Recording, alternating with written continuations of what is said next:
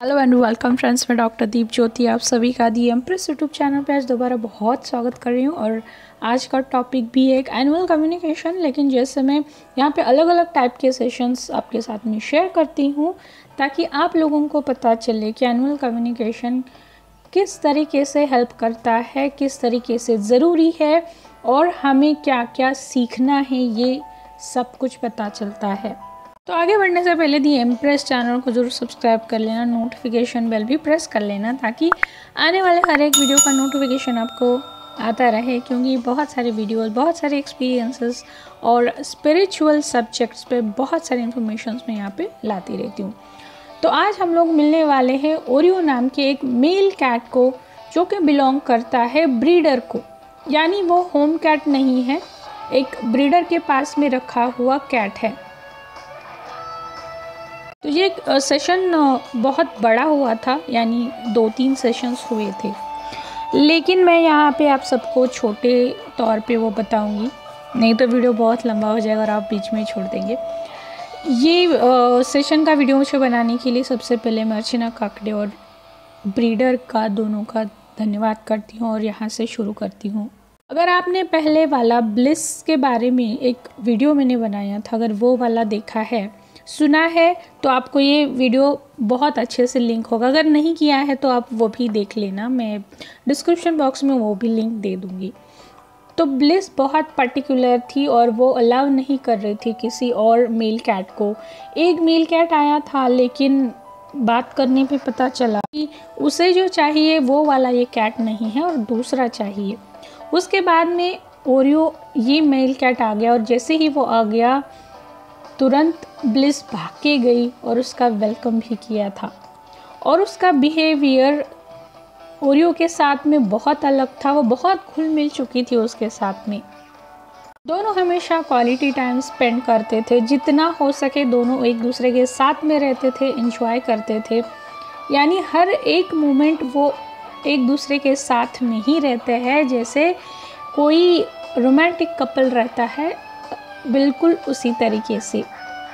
और वो उनके घर में भी इतना घुल मिल गया था कि जैसे कि वो पहले से सभी को जानता है और सभी के साथ में कंफर्टेबल है। तो मुझे अर्चना जी ने बताया था कि एक बार उससे बात करो और जानने की कोशिश करो कि ये सही है क्या ब्लिस के लिए, या फिर ओरियो इतना घुल मिल गया है, इसके पीछे का रीज़न क्या है। तो आगे आपको बहुत कुछ नया मिलेगा, यानी इन्फॉर्मेशन मिलेगी, जैसे कि जो कोई भी पेट्स हो जो ब्रीडर के पास में रहते हैं तो उनका लाइफ क्या होता है, उनकी सोच क्या होती है, उन्हें क्या चाहिए होता है, वो ये सारी चीज़ों को किस तरीके से लेते हैं, ये भी पता चलेगा। साथ ही साथ उसका ब्लिस के साथ में क्या कनेक्शन था, जो वो इतनी अच्छे से घुल मिल गया था और ब्लिस सिर्फ उसी का वेट कर रही थी, ये सब कुछ आपको पता चलने वाला है। तो वीडियो अंत तक ज़रूर देखिए। सबसे पहले उसने ये शेयर किया कि ब्लिस के साथ में उसका कनेक्शन क्या है। ब्लिस और ओरियो दोनों ही सोलमेट्स है, यानी पास्ट लाइफ का उनका कनेक्शन था और वो किसी उनके पास्ट लाइफ में बिछड़ चुके थे और साथ में नहीं आ पा रहे थे और अभी भी वो चांस उनके पास में नहीं था, इसलिए उन्होंने कैट होना है और एक ब्रीडर के पास में जाएगा, एक होम कैट रहेगा, ऐसा वाला ऑप्शन उन्होंने चूज़ किया था ताकि कुछ समय के लिए ही सही, लेकिन वो दोबारा मिल सके, कुछ टाइम एक दूसरे के साथ में स्पेंड कर सके। सरप्राइजिंग बात है ना, आप सबको ऐसा ही लगा होगा। और इसी चीज़ के कारण ब्लिस किसी और कैट को अपने पास आने नहीं दे रही थी, वो अलाउ नहीं कर रही थी और पहले भी उसने एरिया बता के रखा हुआ था कि इसी एरिया में से उसे जो कैट चाहिए वो वाला मिलेगा, और आने के बाद में उसका अच्छे से वेलकम भी किया था। अब घर में ब्लिस की एक और बहन भी है, यानी उसकी ट्विन सिस्टर है। तो उसके बारे में जब ओरियो को पूछा तो उसने बोला कि मैं दूसरे किसी और का तो नहीं बता सकता, लेकिन मैं सिर्फ ब्लिस के लिए ही आया हूँ। इन दोनों का नेचर, बिहेवियर, केमिस्ट्री ऐसी ही थी जैसे एक रोमांटिक कपल की होती है। आप सब लोगों को एक नई इन्फॉर्मेशन मिली होगी कि किस तरीके से एक सोल ट्रैवल करता है और दूसरे सोल को मिलने के लिए वो क्या क्या एग्ज़ाम्स टेस्ट दे के पहुँचता है। अब आगे हम लोग देखते हैं कि एक ब्रीडर का कैट का लाइफ क्या होता है और उनकी सोच, उनकी मेंटालिटी कैसी होती है।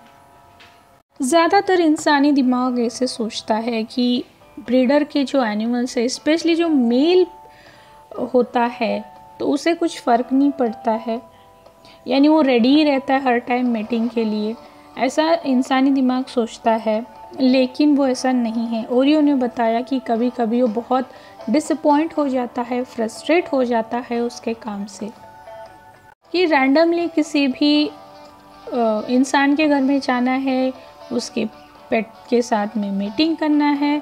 अब हर टाइम वो पेट ओनर अलग होता है, कोई अच्छे से ट्रीट करता है, कोई नहीं ट्रीट करता है, कोई सिर्फ उनके पेट की केयर करता है, हमारी तरफ ज़्यादा ध्यान नहीं देता है। जैसे ही काम ख़त्म हो गया वो हमें इग्नोर करने लगते हैं, जैसे कि हम कोई मशीन है, रोबोट है, फिर वापस वहाँ से हमें उठा लो, दूसरे किसी जगह पे छोड़ो। तो ये वाला ओरियो को पसंद नहीं था, वो अपनी आप बीती बता रहा था। ये हम लोग भी रेडी नहीं होते ये सारी चीज़ों के लिए, लेकिन सिर्फ हमारा कर्मा होता है, इसीलिए हम लोगों को ये सब सर्व करना पड़ता है। लेकिन हम लोग हैप्पीली ये सब करने के लिए रेडी नहीं होते हैं। तो वो खुद भी परेशान हो गया था इस सारी चीज़ों के लिए, लेकिन उसको ये करना पड़ा क्योंकि उसे ब्लिस से मिलना था इस उसके बर्थ में। इसीलिए उसने वो अपना बर्थ ब्रीडर के पास में जाना चूज़ किया, नहीं तो वापस एक दूसरे से नहीं मिलते, पता नहीं कितना और ज़्यादा समय सारी चीज़ों में निकल जाता। अब यहाँ पे ब्लिस के घर पे तो सारे लोग अच्छे थे, उसका बहुत अच्छे से ख्याल रखा था, उसकी बहुत अच्छे से केयर भी की थी और उसे कुछ नयापन नहीं लगा था, वो बहुत घुल मिल गया था। और भी कैट्स घर में थे, लेकिन उनके साथ में भी उसकी कोई अनबन नहीं हुई थी, यानी सारे लोग, सब कुछ ही उसे फेवरेबल ही था। लेकिन ये हर टाइम हर लोगों के साथ में नहीं होता है, तो हर जगह अलग अलग ट्रीटमेंट सही से नहीं मिलती है। यहाँ पे अगर आप पेट पेरेंट्स हैं तो कुछ चीज़ें ध्यान में रखने की ज़रूरत है।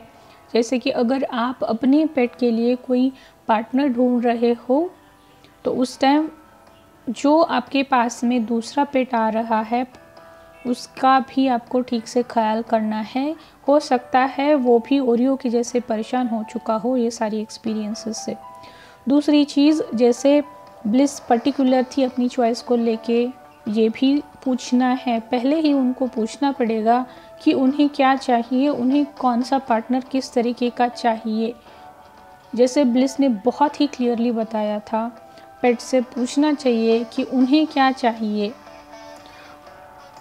जैसे ही उनका काम ख़त्म हो जाता है, एटलीस्ट उनको एक बार थैंक यू बोल दीजिए, वो ज़्यादा आपसे कुछ मांगते नहीं हैं, कि वो भी अपना कर्मा यहाँ पे सर्व कर रहे हैं और हम सब भी अपना कर्मा सर्व कर रहे हैं, अपना सोल पर्पस हम सब लोग सर्व कर रहे हैं।